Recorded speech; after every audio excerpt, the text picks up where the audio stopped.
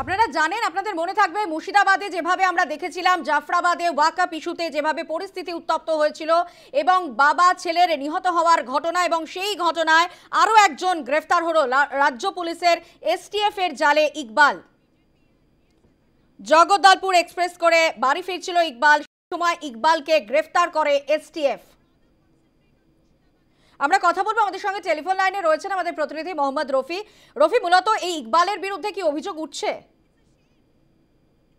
যেদিন এই ঘটনা ঘটে, সংশোধিত দাবিতে যেভাবে উত্তপ্ত হয়ে উঠেছিল শামশেরগঞ্জ এলাকা, সেই সময় সেই ঘটনাতেই ওই এলাকাতে খুন হয়েছিলেন বাবা ও ছেলে, এবং সেই দিন নাকি ওই ঘটনাতে সেই দিনে এই ইকবাল শেখ নামে এই যুবককে সেদিন ওখানে দেখতে পাওয়া যায়।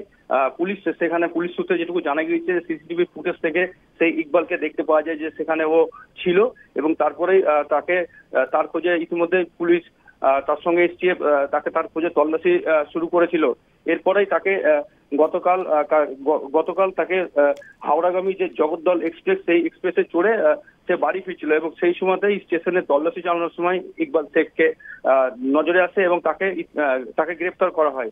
তারপরে তাকে ইতিমধ্যেই তাদের হেফাজতে নেওয়ার জন্য আজকে জঙ্গিপুর যে আদালত, সেই আদালতে তাকে তোলা হয়েছে পুলিশি হেফাজতের আবেদন জানিয়ে। ইতিমধ্যেই এই ঘটনায় এখনো পর্যন্ত ইকবালকে ধরে 7 থেকে 8 জন মতো এখনো পর্যন্ত এই ঘটনায় গ্রেফতার হয়েছে, এবং এই ইকবালকে এসটিএফ গ্রেফতার করার পর, রাজ্য পুলিশের এসটিএফ গ্রেফতার করার পর তাকে আজ জঙ্গিপুর আদালতে তোলা হয়েছে, এবং ইতিমধ্যে তার পুলিশি হেফাজতের আবেদন জানিয়ে, তবে এই ইকবালকে পুলিশ তাদের হেফাজতে নিয়ে এর সঙ্গে আরো কে বা কারা জড়িত রয়েছে তার খোঁজেও তল্লাশি চালাবে বলে জানা গিয়েছে। ধন্যবাদ রফি। আমরা কথা বলছিলাম আমাদের প্রতিনিধি মোহাম্মদ রফির সঙ্গে।